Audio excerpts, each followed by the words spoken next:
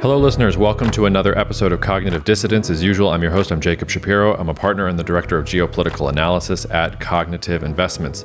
Joining me on the podcast, one of my favorite guests. I know I say that about most of my guests, but I especially love welcoming Tack back onto the podcast for a check-in on the Russia-Ukraine offensive and also to talk about some of his recent research on the Sahel and other parts of Africa and how geopolitics are affecting Russia's calculations there. He is the chief military analyst at Force Analysis. Highly recommend you follow Sim's work. If you are not, I depend on him for getting a really good sense of what's going on the ground and a lot of different conflict areas in the world, especially the Russia-Ukraine war. He's also apparently an excellent squash player, although I've not been able to test his skills myself. Hopefully one of these days, Sim, I will show you what this American can do. Listeners, if you are interested in the research and consulting services that we offer to clients, if you're interested in our wealth management services, if you're in a family office and you want access to our strategies or access to our advice, all of those are things that we provide. If any of that tickles your fancy, please email me at jacob@cognitive.investments. If none of that does, but you just want to tell me your opinions about the podcast or some book that you read recently, again, standing offer, email me, jacob@cognitive.investments. Happy to chat with you guys about anything. I've actually had a couple really great emails from listeners so far giving me books to recommend and things to check out. So I appreciate that very much. Also, if you're a new listener, if you have not left a rating or a review for the podcast, it takes about 5 seconds of your time. It helps us immeasurably march up the rankings and continue to grow the listenership base and provide even more content that you love. So I think that's everything. Cheers and see you out there. Cognitive Investments LLC is a registered investment advisor. Advisory services are only offered to clients or prospective clients where Cognitive and its representatives are properly licensed or exempt from licensure. For additional information, please visit our website at www.cognitive.investments. The information provided is for educational and informational purposes only and does not constitute investment advice, and it should not be relied on as such. It should not be considered a solicitation to buy or an offer to sell a security. It does not take into account any investor's particular investment objectives, strategies, tax status, or investment horizon. You should consult your attorney or tax advisor. How's it going, Sim? Welcome to I just used a new podcast platform and he got to see a countdown. But listeners, you don't get any of that. Hi, Sim. Nice to see you. Hi, Jacob. Nice to see you, and thanks for having me again. Pleasure is mine. All right, so we're not going to spend the full time on Ukraine because I promised last time you were on we were going to do some Africa stuff too. But before we get to that, let's at least update on Ukraine. We're recording on Monday, July 10th. I'm going to try to push this out tomorrow, so this should be relatively current. But I guess the first question I wanted to ask you so far is, are you impressed with the Ukrainian offensive? Are you unimpressed? Has it gone the way that you thought? How are you? What is your sort of broad takeaway from where things stand today on July 10th? Well, I mean, I think I'm probably not the only one when I'm saying I'm not necessarily impressed, but I want to make sure to qualify that as, a military operation of this scale is a very complex thing. So, impressing isn't necessarily what you're after. So, yeah, I think if we're looking at what's been happening on the ground, Ukraine has definitely been making some advances. Slow but steady, I guess, is kind of the description of what's been happening over the past month. I think Ukraine has also had to adjust some of its approaches to this offensive following some problems that they ran into earlier on. So I was just reading something the other day about the way that the role of combat engineers has changed. For example, instead of leaning too heavily on armored demining equipment, they're now switching, or have switched at least, to using smaller infantry groups to conduct that kind of reconnaissance and demining ahead of the main advance. So it looks like they've run into some issues as they tried to kickstart the offensive. They've adjusted for it, and at least in some places that seems to be working. We're seeing some advances in the Zaporizhia region, but especially most recently, we've seen some advances just south of Bakhmut. So the area where Russia continued to advance over the winter, that seems to be slowly degrading. And then I think one of the big things to also look at is that, of course, this offensive isn't only happening in terms of how the front line shifts, but there's a lot of effects that are taking place behind the front lines. And I'm specifically thinking about how Russia is, facing continued attrition of its forces, being forced to bring in additional forces from its reserve. We're also seeing, for example, the Akhmat battalions, the Chechen fighters, being brought in to back up forces at Bakhmut. And of course, that raises one of the big questions of whether we'll actually see them fight. But, it shows that Russia is under pressure, that they are losing additional capacity and having to reconfigure their defenses, which is, of course, the first effect that you would want to see in an offensive. Eventually, you do want that to start to create some significant breakthroughs, and I think we're still not seeing that. How would you define success for Ukraine? So, like, if they don't have any breakthroughs, but they put pressure on Russia for the coming months and take some small territory, I mean, how would you define success here for the Ukrainian counteroffensive? So that's a very tough question, because I think success in the very first way to interpret that is situated on a very long-term perspective. So eventual success would mean the ability to recover control over Ukraine's territory, to degrade Russian military capabilities to a level where they can no longer be a threat for continued operations inside Ukraine. But if we're talking about this specific offensive, which I guess, people will try to define as the spring/summer/fall of 2023 offensive, then I think to enable those longer-term, higher-level strategic goals, what you would need to achieve is, first of all, to continue to degrade that Russian military capability. You cannot give them a chance to let up, essentially, to start to regather force. Ukraine needs to maintain the momentum. I think that's the biggest point. If we see the conflict turn around again to a phase where the Ukrainian offensive stalls and Russia starts to mount new counteroffensives, then things would be looking very bad, I think. And how do you rate the sort of readiness of Russian forces right now? Do you think that they're able to mount a counteroffensive? Does this intersect with the Prigozhin melodrama that keeps on happening in Russia? I mean, should Ukraine still be afraid that there's another blow coming from Russian forces after they've done their counteroffensive, or do you think that Russia's forces are spent? Well, I think we can't say that they're completely spent yet. I think right now the forces that are in the battle space are not in a position to mount such an offensive from the Russian side. But of course, we're already seeing things coming out of Russia with relation to a new round of mobilization. Another 500,000 men or so, at least that would be the attempt, would be gathered, trained up, brought into the conflict. So, over time, depending on how things change on the front line, that there could be new opportunities for Russia to do that. So in order to prevent that, you do need to be able to maintain that constant pressure. If you put Russia in a position where anything that they are able to field is required to maintain the territory they're holding, or to hold back or slow down Ukrainian offensive, you're not giving them that opportunity to actually mount new counteroffensives. Mm-hmm. I feel like one of the new talking points for Zelensky has been that he's not getting enough of the types of weapons that he needs for the Ukrainian soldiers to really press the offensive in general, which I view as a sign of strength for him. He can push back against the West and say, hey, we're not going to go after this offensive until you give us what we need. Cluster munitions are what are in the news today, and there's a lot of controversy about that.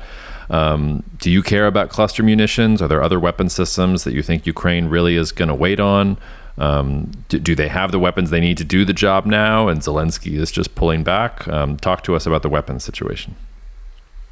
So I think the way that the weapons play into that broader strategy is that if exactly what I was saying in terms of the longer term objectives of regaining that territory, being able to maintain that momentum, that is going to require a pretty much constant flow of foreign support to the Ukrainian military, right?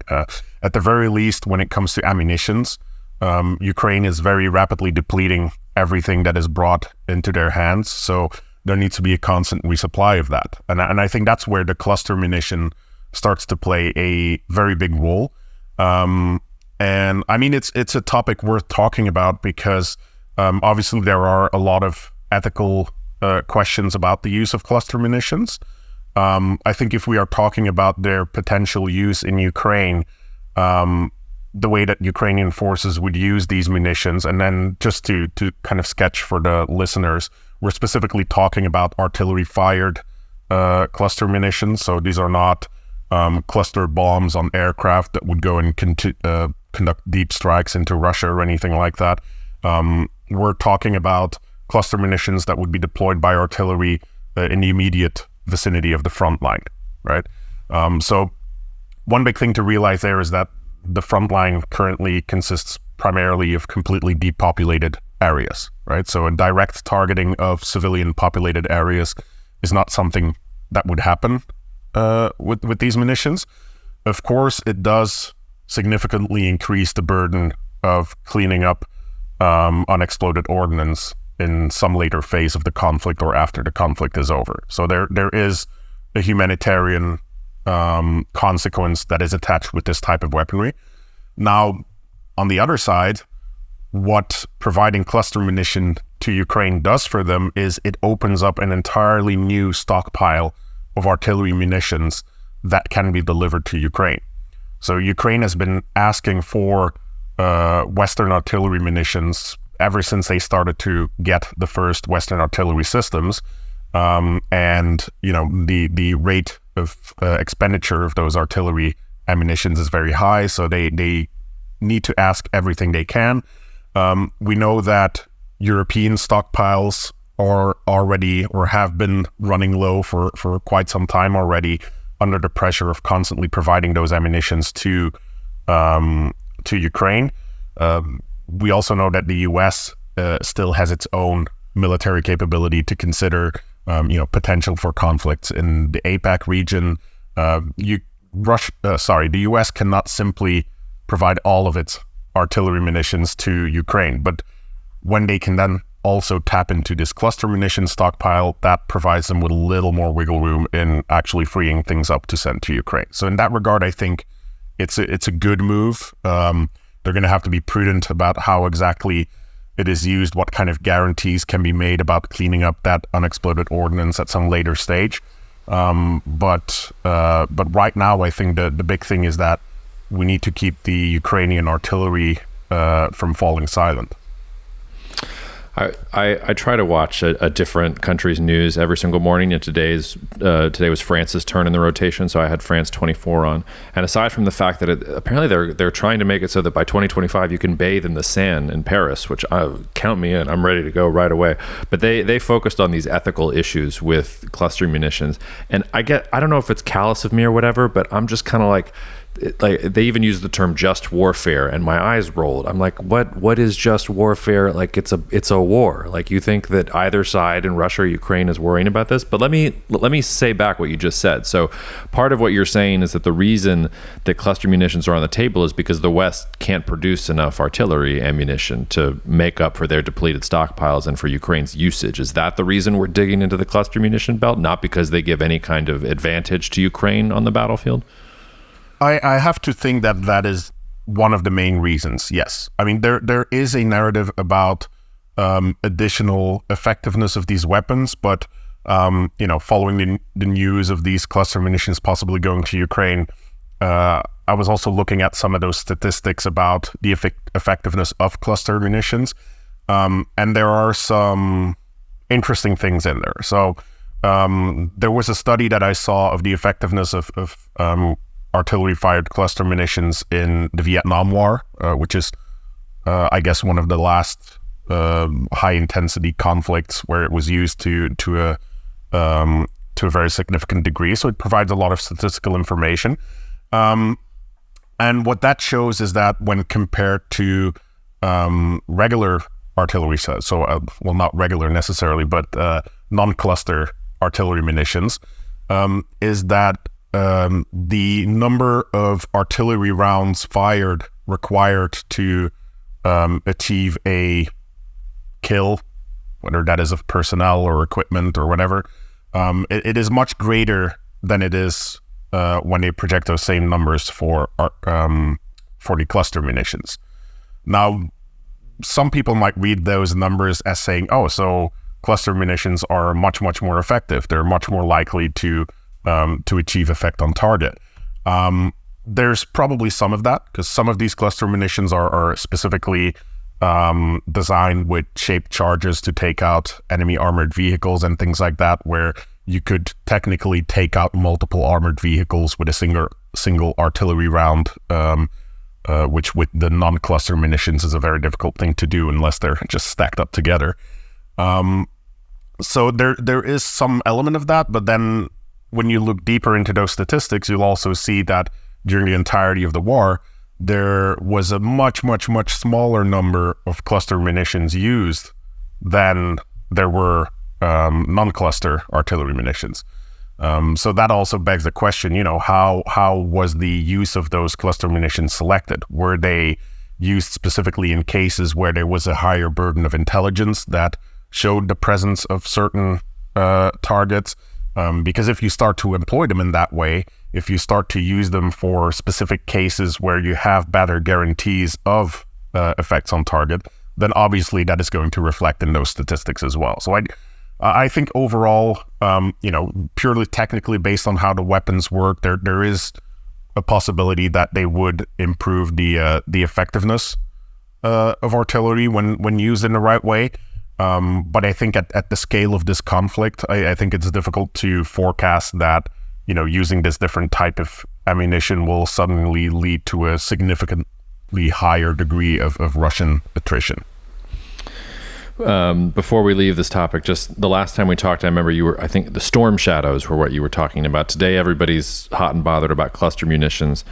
Care to venture a guess about what weapons class is next that everybody's going to obsess about that's important for the Ukrainians? Or is there a weapon system you think that they really do need that they're not getting that no one's talking about?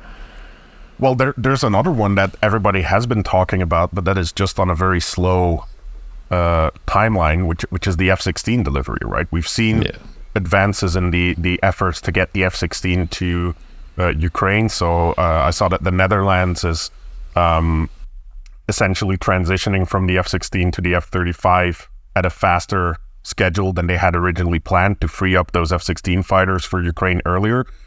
They've started training programs, etc. So, I think at this point, we can kind of say the F-16 is coming to Ukraine. We don't know the exact date. That might be, the coming winter. That might be sometime next year. But eventually, when those F-16s get to Ukraine, that is going to have some significant effects. And especially, I think, in terms of providing air defense capabilities, being able to shield Ukrainian operations from Russian air power, from drones, etc.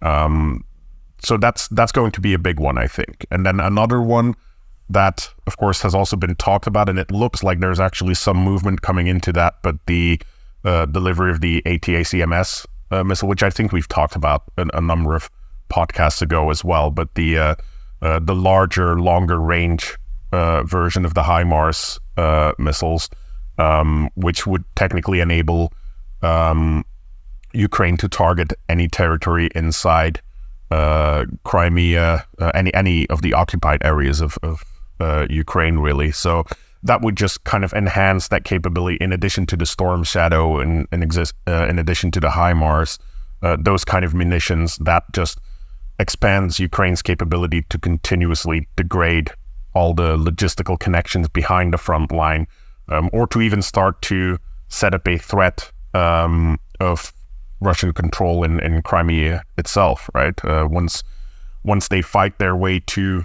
Crimea, when that eventually happens, being able to suppress operations at the different airfields spread throughout Crimea, being able to target the Crimean Bridge, all of those things or the Kerch Bridge, I mean, all of those things would have significant effects on shaping the battlefield. Okay. Let's turn this around for a second and talk about Russia a little bit before we get to Africa. First, I know you've spent some time in Russia and have your own context there. Nobody talks to me there anymore. Do you have any idea what the heck happened in the last couple of weeks? Do you have a take, or are you as befuddled as all of us? I've got some takes, but it is trying to make sense out of very incomplete information, obviously. But I think what some of the narratives are kind of converging on is that, let's start with the things we know, right? We know that Prigozhin was under some significant pressure when it comes to his own power base, in terms of Wagner being one of the main elements of that power base. You have to consider how Prigozhin got to his position leading Wagner, where he was kind of one of the up-and-coming oligarchs, but not really connected to any of the existing Russian power bases. He wasn't part of the Ministry of Defense or the FSB. He wasn't part of the cliques of the other existing energy oligarchs, etc. No, he was busy making sandwiches for the oligarchs. Exactly, sandwiches, casinos and sandwiches. That's what he built his empire on. But he was up and coming. He got a little nudge in the back from Putin and those around him that allowed him to massively expand that wealth through government contracts. But I think the way that everything's coming together now, it looks to me like the reason that Putin assigned him the agenda or the portfolio to manage Wagner, as well as the Internet Research Agency and the influence campaign company, is that Russia needed that capability. They needed to establish it somewhere. But I think Putin was afraid to nestle it under any of the existing power bases. So if he would have given that to the Ministry of Defense, he'd have been empowering the Ministry of Defense in comparison to the FSB. If he'd have given it to the FSB, he would have been empowering them with respect to the Ministry of Defense, to Rosgvardia, etc. So he needed a place to put it, and I think that's where Prigozhin kind of offered this nice solution as an Einzelgänger, and he could just run that show without really endangering anyone. Now the problem is, because of the role that Wagner has played since then, and especially in the most recent year in the conflict in Ukraine, its power has expanded massively. Right? Wagner had become so key to the ability for the Russian military to actually continue offensive operations inside Ukraine, that Putin kind of became insurmountable as a force in Russian politics. That doesn't mean he was running Russia politically, obviously, right? But he was becoming a player because of that strength that Wagner offered. And that's one of the reasons I think that we saw the Ministry of Defense going after Wagner so hard. And first they started to cut them off from material support on the battlefield, from coordination with other military units. Then they closed off Wagner's avenue to recruit prisoners inside Russia, which became an exclusive right of the Ministry of Defense.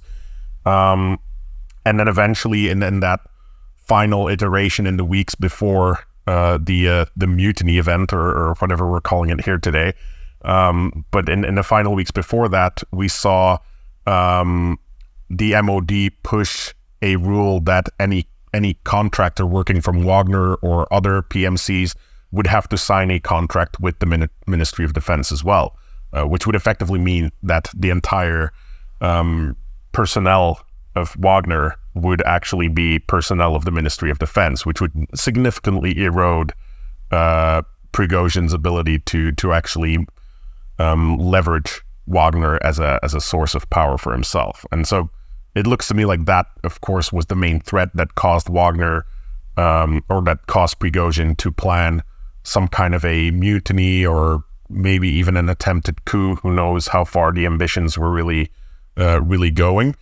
But yeah, to kind of wrap up the story, and I'll let you ask more questions to take this in this sensible direction. But I think eventually, when it came to it, when the mutiny happens, it does look like it was triggered prematurely. It looks like some of the military support that might have been there for Wagner was preempted by the Kremlin. We saw a lot of Russian military units and National Guard units kind of step aside as Wagner came through in a lot of areas, which might have been part of a collusion, which might have been them just avoiding conflict on the spot. But it looks like some people within the Russian military were at least beholden to Wagner, if not fully involved in something they were planning. And that doesn't seem to have come together. And at the end of the day, Prigozhin managed to create a sense of emergency and eventually had to back down because I think he didn't have a way to really achieve anything that he might have initially planned. Do you put any stock in the wild theories out there that this was all planned between Prigozhin and Putin? I kind of doubt that, because at the end of the day, the one major consequence of this event, and I think we'll still need a lot of time to really figure out what all the consequences of this were, but one of the big consequences is that Putin really looks weak. Putin really looks like he doesn't have control, like he's not able to even deal with the aftermath. I mean, the Russian military failed massively to even stop this, but the one thing that we see Putin doing is holding a hand over the Ministry of Defense, trying not to break what is now the last source of actual fighting force that he has, now that Wagner is no longer part of that. So, if this was planned by Putin, I've got no clue what he was trying to do there. What is I think the most important question for me is, what do you think the impact has been on the morale of Russian soldiers on the front line?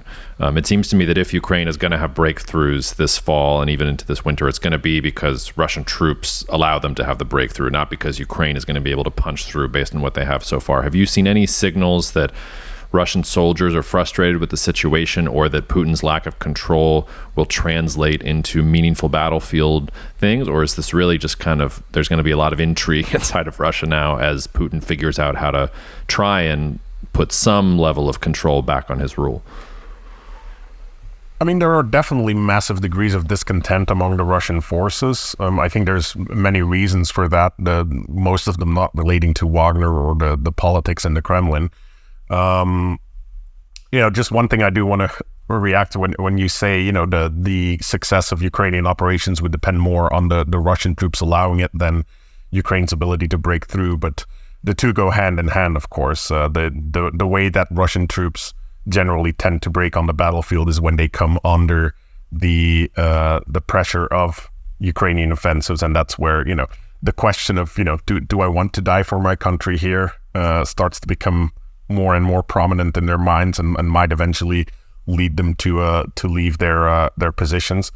And I mean, that's something that we've already seen happening. There's been some reports of local desertions and mutinies, or refusals to accept orders in different areas along the front line, even before the Wagner mutiny. So that's something that's going to happen. I'm not sure whether the Wagner situation changes that dramatically. I think it might change it, especially in the areas where Wagner had withdrawn, but that already happened previously to the mutiny, of course. The Wagner forces handing over Bakhmut to the Russian military, of course, means that the Russian military itself becomes a little more responsible for holding that line, comes under additional pressure there. But in the end, I don't think that there's a very immediate effect from the whole Wagner situation on the combat preparedness inside Ukraine. I think we might see that over a longer term, where, of course, removing Wagner from the line, and then the mutiny kind of permanently removed it, I guess. That takes a very significant force of, estimated by some of over 20,000 fighters out of the equation. Some of it will probably be recuperated by recruiting some of those people into the Russian military. One of the things that the Kremlin's also doing is taking some of that heavy equipment that is now taken away from Wagner and giving that to Rosgvardia, which means that some of the Rosgvardia units that are fighting inside Ukraine might have some additional firepower in their fights. How well they'll be able to use that, that's a whole different question. But, at the end of the day, I think we'll see Wagner relocated, reorganized, and possibly, focusing a little more on its foreign operations in Africa and other places, possibly supporting training operations inside Belarus. But I'm not sure that it really touches the direction of the front line in any other ways. Maybe back to sandwiches. I don't know. For the several Hollywood producers that are listening to this podcast, just know that when you're ready to make Top Gun Ukraine, both Sim and I are available for you as geopolitical consultants to make sure that you get everything right. I'm looking forward to seeing that movie. Sim, let's move to Africa. Wagner Group is obviously connected to this, and there's a headline this morning that Wagner troops in Central African Republic are being pulled out, or it's a rotation, or I don't know. And we know that there's lots of these Wagner Group fighters in the Middle East, in Africa. But I thought maybe we should let's get to that in a second, and maybe just from a broad sort of angle. I mean, I know we're going to talk specifically about the Sahel, which is a part of northern Africa that is particularly lawless and has been festering with jihadist activity and things like that. And I just, for the listeners who haven't thought about Africa or don't think about Africa that much, let's just start with why should they care about what's going on in the Sahel? Well, I think one of the big reasons that we should be caring about what's going on in the Sahel, especially right now, is the fact that all the different dynamics that have been going on in that region, combined with the events that have been going on in Russia, the Wagner expansion, they've essentially led to a kind of a great power competition over influence in the Sahel. And then that's primarily led by France on the Western side, of course, but we're also seeing the rest of the European Union very involved in that. We see the United States involved in that to some degree, but I think for some years now, the United States has become a little less involved in those efforts, and possibly that's one of the reasons that France has been less willing to also commit more of its own resources to this.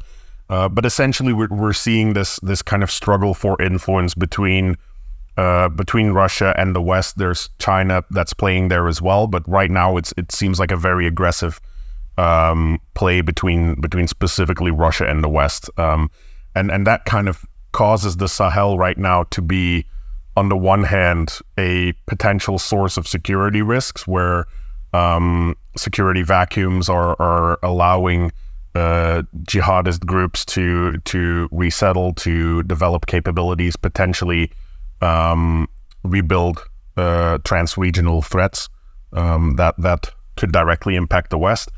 And then on the other hand, of course, we have Russia/Wagner able to establish their power base, their access resources, and kind of advance their geopolitical influence that supports their position in some way when it comes to the conflict in Ukraine. Yeah, and it's a mess. The region is always sort of lawless and a mess. But I mean, if you just look at a map right now, I mean, Sudan has a civil war. Mali has has the coup and its own internal conflict. I feel like every week there's some new jihadist attack in Burkina Faso. Libya is still technically, I wouldn't say that civil war is over. If you want to you can even maybe throw Ethiopia in there. I mean, they're really on the edges of it all. But where do you pinpoint the start of the deterioration of the situation in the Sahel? I have a feeling we're going to go to 2011 and Arab Spring and Libya being the gateway. But is that where it begins? Is this just long-standing and things have gotten worse? How do we benchmark how bad things have gotten in the region? Well, obviously the history of all of these things goes way further back, as far as we want to, back into the 1800s, when France was also intervening in Mali to fight against jihadist forces. History does actually repeat itself in a very literal way in many parts of the world. But as you say, like 2011, that's a very big marker, kind of establishing. I guess we could say the modern history of the Sahel, of the conflicts, of the jihadist activities in the region. So in 2011, Gaddafi is overthrown in Libya, which kind of does two things, right? On the one hand, it pulls in a lot of forces from surrounding sub-Saharan countries to fight along different sides in Libya. So some of those rebel groups that emerged later in some of these other countries consist of people that were fighting alongside different sides in the Libyan civil war, right? But at the same time, there's also just the massive amounts of weaponry that become available, things like man-pads and anti-tank weapons being spread around the region, which provide new capabilities to non-state actors that were already in existence, but now suddenly, find a new source of power. And so Mali is the place where that very directly starts to happen very quickly, right? So in 2011, Gaddafi falls, but then very early on in 2012, we see a new Tuareg rebellion emerge. And so just for context, in Mali, there's been a constant lingering conflict between the north of the country and the south of the country, the north being inhabited by nomadic Tuareg tribes as well as other ethnicities, and the south being more its sub-Saharan core of the country, right? So that conflict, that rebellion, causes the military to try and stop the advance of the Tuareg, which at that point are already supported by jihadist groups like Ansar Dine, Mujao, AQIM, so Al-Qaeda in the Islamic Maghreb. All of these groups, they had their existing networks. They were able to gear up, get involved, exploit the conflict happening in Mali. And then eventually, because of the failure of the Malian military to stop this, Mali itself starts to destabilize. And in just a few months after the conflict starts, in March of 2012, you have the first coup in Mali. The first, well, not the first in history, but the first coup of this modern era, right? And things essentially kind of continue to break down until 2013. In January, very beginning of the year, France launches Opération Serval, which is their own unilateral intervention into Mali to stop the expanse of jihadist groups in the country. Yeah, were you at Stratfor when Gaddafi fell? I can't remember when you got there. No, so I arrived at Stratfor late 2012. So a lot of this is bringing back a lot of things. For the listeners, I started off at Stratfor in the Africa team. So when France intervened, I was already there, and I remember when I first joined, there was a lot of talk about a potential planned joint French-German intervention, which eventually didn't happen. France intervened, and then later on, Germany did deploy forces under the UN, etc., into Mali. But yeah, that was kind of the talk of the town when I joined the Stratfor Africa team. Well, yeah, I was going to say two things. Number one, when you said AQIM, what a powerful sense of nostalgia emerged in my soul. I haven't heard that acronym in a while. Also, though, I was fairly early into my career when I wasn't even a full-time analyst yet. I was doing kind of operation stuff at Stratfor when Gaddafi fell, and that was actually one of the most powerful moments of my career so far, because they literally broadcast him getting beat to death in the streets, and on the one hand, he did a lot of bad things, and on the other hand, like the glorification of him literally getting bludgeoned to death, that very much affected me and shaped the way that I think about the world going forward. Well, but let's fast forward a bit, because it's obviously not just Libya and Mali. The whole region seems like it's gone crazy. And I don't know, is it all connected? Is it really just there's power vacuums and, different forces are trying to move in? I also, the Wagner fighters are famously in the Central African Republic. But when you look at a map, Central African Republic doesn't really look like it's in the Sahel. It looks like it's bordering the Sahel. It looks more like it's with the DRC, and it has the sort of mineral resources that the DRC has, rather than the sort of empty expanses of the Sahel that allow fighters to move back and forth. But we're talking a lot of desert here. So is there a thread that connects it all, or is it just kind of the region is lawless, it got more violent, and different opportunistic actors are moving in trying to secure whatever they want, and that's where Wagner comes in? Well, it is definitely connected. And so you're absolutely right, the way that you characterize Central African Republic. You wouldn't traditionally count that as part of the Sahel. But how it is connected to all of these issues is that the security of the Central African Republic, as it was with Mali, and it is with Niger, it is with Chad, it is, well, not so much Sudan, but Burkina Faso. So a lot of these countries for a long time have depended on external actors to provide their security or to support them when it comes to fending off coups or rebel offensives. And the main actor in all of these countries was, of course, France. So as France was being pulled into this massive conflict in Mali, you then got a rebel advance in Central African Republic that overthrew Bouzize, and France refused to intervene, partially because Bouzize himself wasn't exactly a friend of the French at that point, partly because, obviously France was looking at a lot of other threats, a lot of other requirements for military resources in the region that they didn't want to dedicate to Central African Republic.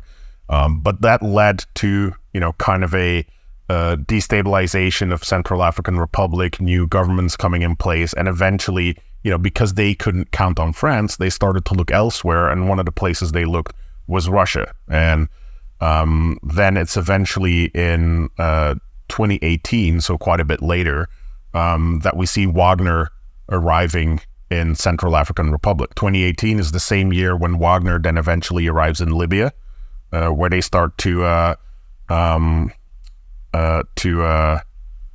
support the Libyan National Army under Haftar, and that's around the period when Wagner suddenly becomes this actor in Africa, right? So they showed up actually first in Sudan in late 2017 is when there were confirmations of their presence there, supporting Omar al-Bashir, which had also been an embattled local leader that was not getting any support from the West, obviously, right? Under heavy sanctions from the West even. Around this time, around 2018, 2017, Omar Bashir was doing a lot to actually try to get rid of the sanctions, try to re-engage with the West. But, especially when it comes to security guarantees, nobody was going to step in there and protect him. So Wagner provided a very interesting alternative to him. And then through Sudan, the Wagner guys eventually got to Central African Republic, where that power vacuum allowed their services to be in need. And then eventually from there, they continued to advance. And I think for a long time, we saw them kind of situated primarily around Libya, Sudan, Central African Republic. But then after continuous coups in Mali, and especially as France was starting to bring down its own operations in Mali, there was a lot of anti-French sentiment in Mali, which of course was also fanned by those Russian influence operations, including the Internet Research Agency under Prigozhin, etc., kind of preparing the grounds. And then eventually in 2021, Wagner also arrives on the ground in Mali, right? So they kind of expand into West Africa, that part of the Sahel. And now, some of the questions are still rising about Burkina Faso, which has been in a similar position as Mali since some of the coups that occurred in the country. So they had two different coups in 2022, which brought military leaders to power that have some links back to Russia. They've said, Russia is our big security ally. It's not the West. In early 2023, Burkina Faso ended French operations inside Burkina Faso as well. So France had already withdrawn completely from Mali, but they were still able to conduct special operations, attacks against jihadist groups inside the territory of Burkina Faso. So Burkina Faso ended that, and there's been a lot of speculation about potentially Wagner entering Burkina Faso. There's no public confirmation of that. There's no evidence of it. Though I've heard rumors of people that have been on the ground of Burkina Faso that definitely Russians are on the ground in Burkina Faso, whether they are primarily engaged in influence operations or, setting up some kind of Wagner military presence. That is yet to be seen, I guess. But one by one, these different countries are kind of falling away from French and Western influence and being taken over by Russian interests. And at this point, I guess it's kind of Niger and Chad that are the two countries that are still cooperating closely with the West, that are receiving a little more security guarantees from the West. I don't know if you remember, but in 2019 there was a rebel advance into Chad where France actually did decide to intervene, right? So when they have to make these choices, the whole, this whole history is a list of decision points for France where it has to choose: do I intervene? Do I not intervene? They chose to intervene in Mali because of the massive jihadist threat. There was a real threat of a caliphate being established there in quite a large ungoverned region. So that forced them to intervene. In Central African Republic, 2013, they choose not to intervene. But then Chad, 2019, they do choose to intervene. They go in and they conduct airstrikes against these convoys that kind of immediately shut down the advance of these rebels. And an interesting thing about these rebels, by the way, their acronym is FACT. So they are the FACT rebels, FACT. But these guys have been located in Libya for a very long time. So these guys had been part of the mercenary groups that had been fighting along different sides of the Libyan conflict. Then after 2014, when the LNA initiated their Operation Dignity, these groups were opposed to the LNA, so there was some fighting between the FACT rebels and the LNA until at some point they actually kind of made peace with each other, and essentially that led the FACT rebels to support the LNA in their fight against ISIS within Libya. It caused the LNA to have a safe place to develop their own capabilities, and according to some French journalists, even received training from Wagner while Wagner was there in Libya. So, all of these connections, they keep coming back. The rebels then enter Chad. The French conduct airstrikes to ward that off. Eventually, those rebels come back with another advance into Chad in 2021. And that's when Idriss Déby, who had been president for a very long time, supported by France, gets killed allegedly on the front lines in fighting with these FACT rebels, right? So it's all a very interconnected story around this whole Wagner French versus Russian influence. But that's essentially what's shaping the region. And Sudan falls a little bit outside of that pattern because they don't have that French history. They don't have that the French colonial legacy that puts them in the same position as a lot of these other countries. But because of their own history in supporting Osama bin Laden at some point in the 90s, in having a relationship with Iran, etc., they had also become completely isolated from the West. And all of this is creating a massive fertile soil for Russia to actually establish influence, and for Russian actors, at the very least, to gain access to a lot of resources inside Africa. And we're talking mining gold, mining diamonds, but also running local industries like coffee, beer.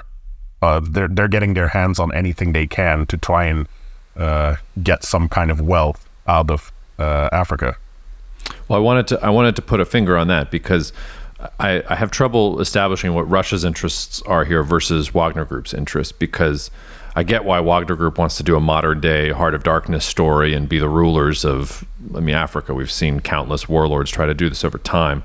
But most of the countries you're talking about are landlocked countries that can't produce anything at scale or do anything that's going to move the needle for the Russian economy or for Russia's strategic position. Libya, we can talk about the Mediterranean. Even Sudan, we can maybe talk about, access to the sea and the Mediterranean, things like that. But Central African Republic, it's well named. Like, it's double landlocked almost on all sides. Like, is Russia really getting anything out of this, or was this just a Prigozhin type taking advantage of the fact that he got all these Russian dollars and Russian Russian rubles, and he got Russian weapons, and he needed someplace, an outlet for some of his mercenaries and things like that. And now that Wagner is pulling out, I mean, I would assume that Russia's forces have to be focused on Ukraine right now. Does Russia really have the bandwidth to continue being this great power in the region? You talked about France. France has basically turned its back on the region because it's hugely unpopular in France to do so, and they probably don't have the troops to pacify the region anyway. So it doesn't seem to me that Russia's going to either. No, exactly. And I think, we should definitely not expect Russia to be able to pacify the Sahel. I think that's already a given. But it's a very good point. We got to separate the interests and the role of the Russian state and the activities of Wagner. So I think a lot of the activities of Wagner in Africa have been very profit-driven. So they entered Sudan as they were establishing mining companies there. So Russian mining companies were being protected by Wagner forces. At the same time, there were some contracts with the government. So they're kind of, stretching across those different functions there. But it seems that a lot of that focus is on Wagner making money from mining. There's a lot of money to be made there, though. Gold mining, diamond mining across this entire region. When it comes to the Russian state, however, a lot of these countries that are enticed by the Wagner capability, the Wagner presence, they also end up setting up a lot of defense political agreements with Russia. So the Wagner services become like a sweetener for Russia's own political influence, right? And that means, and even though the effect might be limited, but when you look at voting in the UN, for example, when the General Assembly is voting on things relating to the conflict in Ukraine, etc., Russia has this African army to actually lean on. That will vote against or abstain from certain votes in favor of Russia. So that diplomatic effect, that's got some level of importance.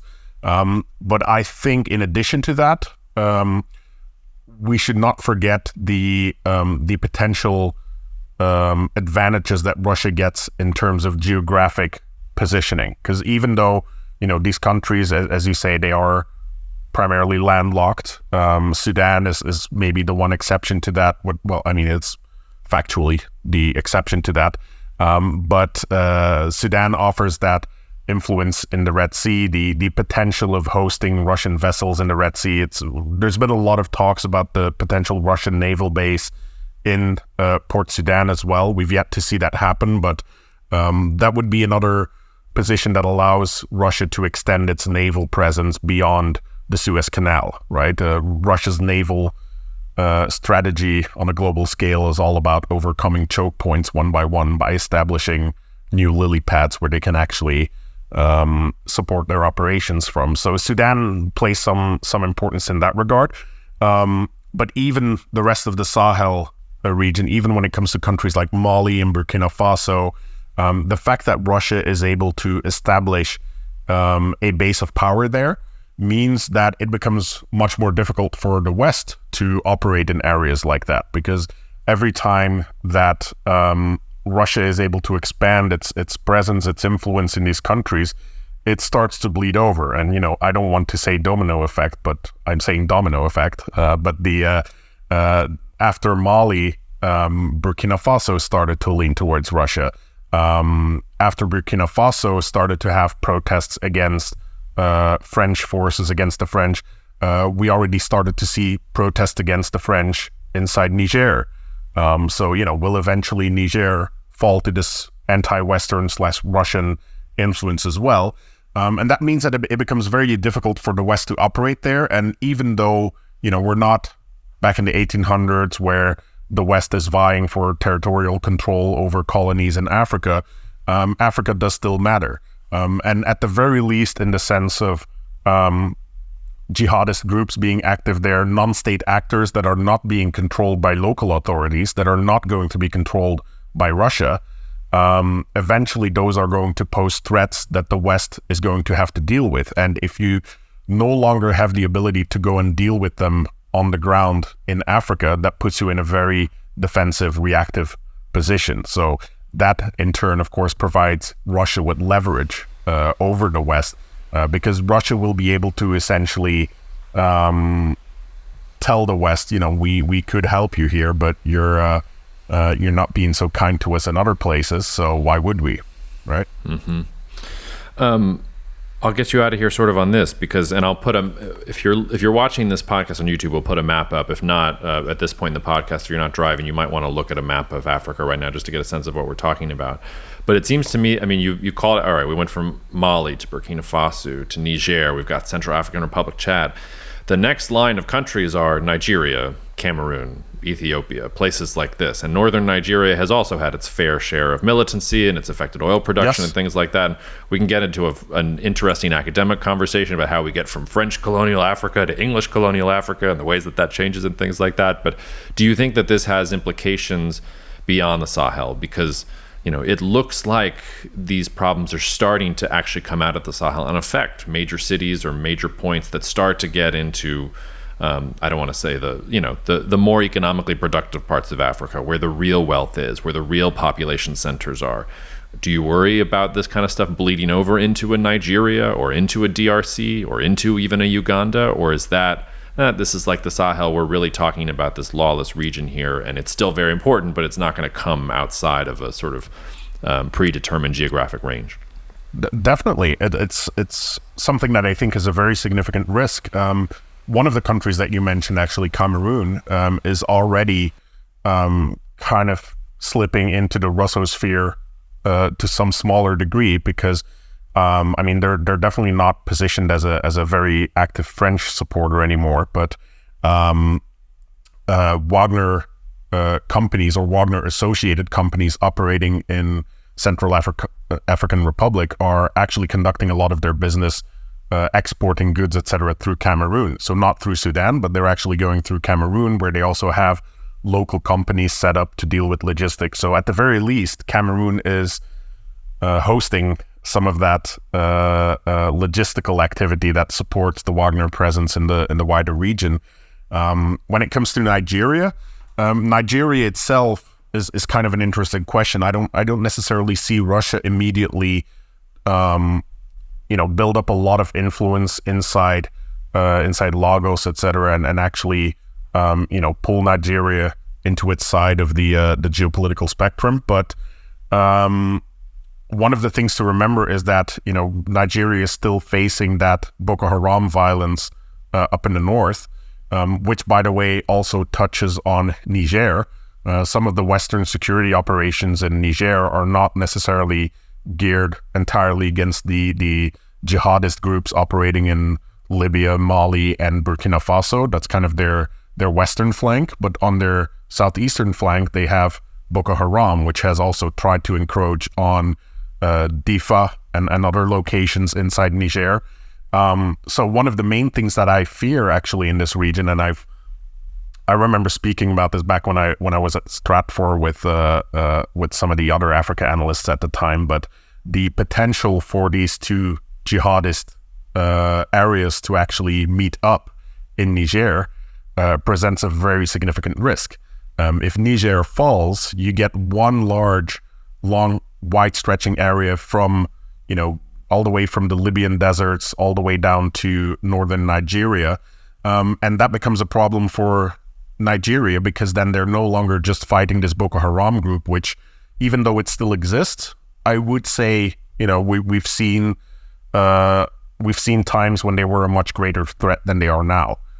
So the potential of Niger falling in any kind of way, of the security capabilities being reduced there, whether it is by having the Western forces removed, but whether it is by bringing in different less effective methods being pushed by Russia, that could cause a significant security vacuum across a very wide region that becomes problematic for everyone around it.